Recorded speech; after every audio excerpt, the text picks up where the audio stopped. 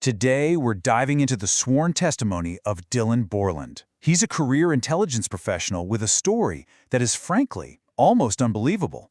He claims he didn't just see an unidentified craft. He says he was then exposed to a secret government program and faced a decade of terrifying retaliation because of it. So let's break it all down. In this quote, wow, it just sets the stage for everything. Right from the jump, Borland is saying his decision to speak out wasn't about fame or proving something. He claims it was all about protecting his colleagues, who he believed were in literal mortal danger. The stakes just could not be higher. So that's really the question we're trying to answer here, right? What kind of secret could be so massive that a guy like Dylan Borland would be willing to put his career, his finances, and maybe even his life on the line to get it out there? That's what we're here to explore. Okay, so who is Dylan Borland? Because before we get into the really wild claims, you've got to understand who's making them. This isn't just some random person with a story. We're talking about a man who spent his career deep inside the U.S. intelligence community. Just look at his resume. He starts out in the Air Force as a geospatial intelligence guy, analyzing images from drones and satellites. Then he moves on, becomes a senior analyst for huge defense contractors. He's an expert in all kinds of imagery, video, radar, you name it. And the crucial part? He held the highest security clearances you can get, TS/SCI, the kind that requires a polygraph. And now, he's a formal federal whistleblower, meaning he's testified under oath to official bodies like AARO and the Intelligence Community Inspector General. This guy is the real deal. So where does this whole incredible story even begin?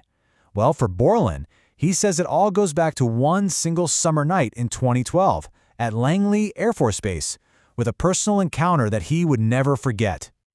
Just 15 minutes. That's all it took to completely change his life. As he tells it, it starts simple enough. Around 1:30 in the morning, he sees a white light. But as he gets closer, it moves toward him, and suddenly, a massive 100-foot silent triangle just appears around it. He claims he stood directly under this thing for a few minutes, his phone completely dead, before it flashed, shot up to over 30,000 feet in an instant, and then just zipped out over the Atlantic. And get this, the craft he described was, it's like something out of science fiction. He gets incredibly specific. A 100-foot equilateral triangle, but totally silent. He described the surface as this black metallic flake, but with a fluid he calls gold lava plasma just flowing over it. And that ascent? Instant. No sonic boom, no wind, nothing. Afterwards, he said he could feel static in the air and smell that odor you get right after a big thunderstorm. But here's the thing. That sighting, that was just the tip of the iceberg. According to Borland, that one experience was the key that accidentally unlocked a door to a much, much bigger secret. A hidden program dealing with exactly this kind of technology. Yeah, so this is the crazy part. He wasn't supposed to know. He wasn't briefed on this. He claims that years later, colleagues in a super-secret program who were already facing retaliation themselves heard about his Langley sighting and just assumed he was already read in. So, out of fear, they started telling him everything about a legacy UAP crash retrieval program. He basically stumbled into it. And you have to understand, they weren't just gossiping. They were terrified. Borland testified that they made a pact with him. They said if anything happened to them, if they disappeared or worse, he was supposed to take everything they told him and, in his words, blow the whole thing up. It was their insurance policy. So, once he was in the know, Borland says his life turned into a nightmare. He describes a systematic 10-year campaign of what he calls administrative terrorism, all designed to ruin his life, silence him, and completely discredit him. And we're not talking about just one thing. He describes this multi-pronged attack on his life. First, his career gets torpedoed. They put his security clearance in this limbo state, this purgatory, so he can't get another job in his field. Then came the psychological stuff. He claims his VA medical records were changed to make him sound delusional. Of course, this all led to financial ruin, forcing him to drain his retirement savings. And finally, it escalated to direct physical threats. But it all came to a head in the most terrifying way possible.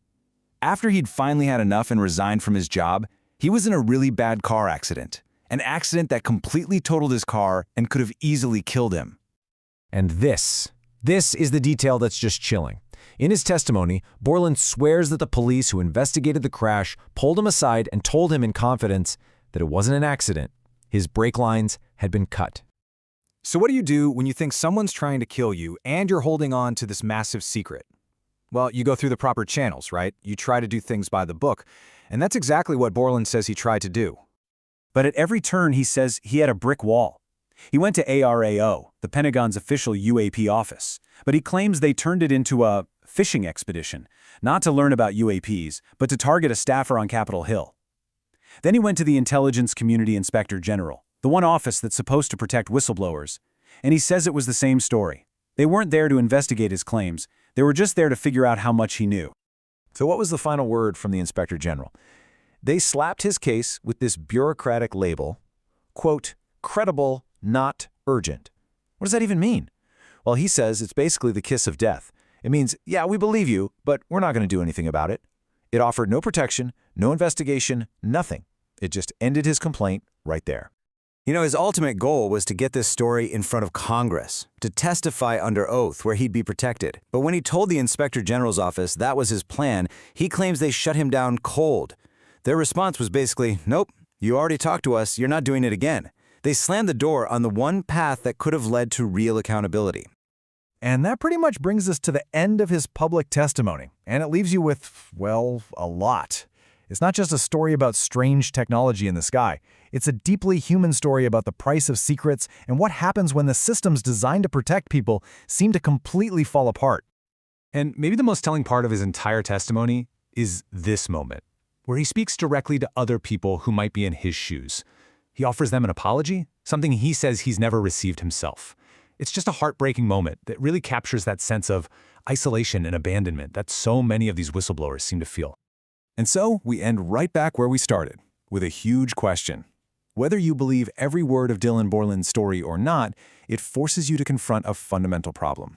He paints a picture of a system where the official pathways to get the truth out are blocked at every turn, and it leaves all of us wondering, if the system itself is the problem, then how is the truth ever supposed to see the light of day?